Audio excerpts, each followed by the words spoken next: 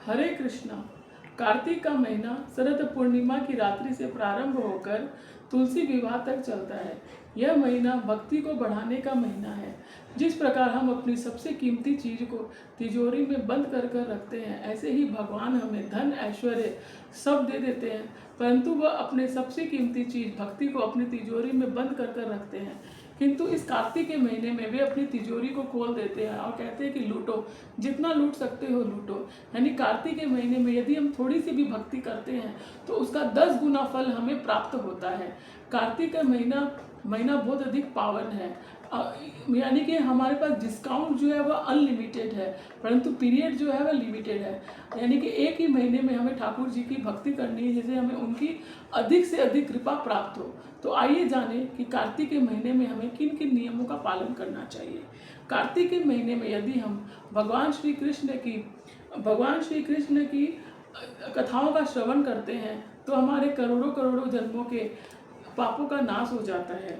कार्तिक के महीने में यदि हम भोग लगाकर अन्न प्रसाद ग्रहण करते हैं तो हमारी आयु बढ़ जाती है।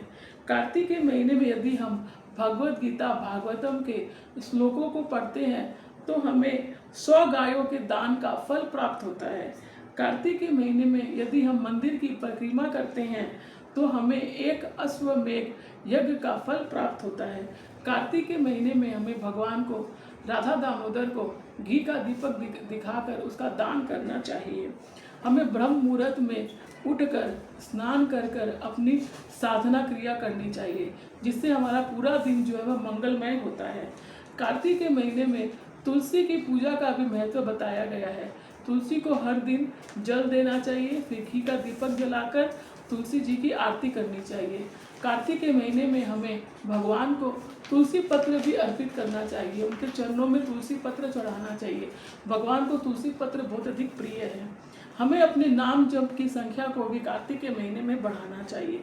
कार्तिक के महीने में हमें शास्त्रों को नियम पूर्वक पढ़ने का निर्णय लेना चाहिए।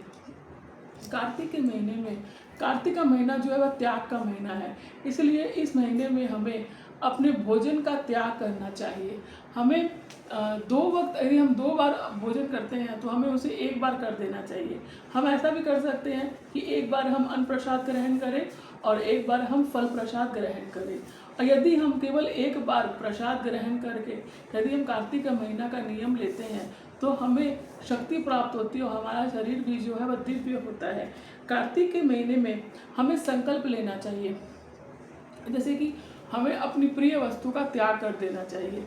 जैसे कि यदि हमें मीठा बहुत अधिक पसंद है तो हमें मीठा का त्याग कर देना चाहिए, या फिर हमें चावल बहुत अधिक पसंद है तो उसका भी हम त्याग कर सकते हैं। तो कोई भी हमारी प्रिय चीज़ का हमें त्याग करना चाहिए। हम भौतिक चीज़ों का भी त्याग कर सकते हैं, जैसे हमारे अंदर कोई बुराई है, यदि हम टीवी अधिक देखते हैं या फिर हम प्रजल्पा अधिक करते हैं तो उन सब चीज़ों का भी हम कार्तिक के महीने में हम त्याग कर सकते हैं।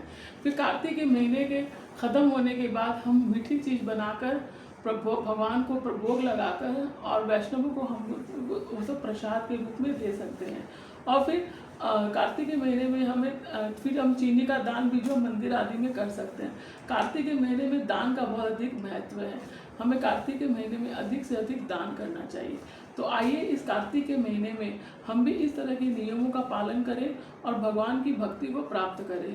हरे कृष्णा, राधे राधे।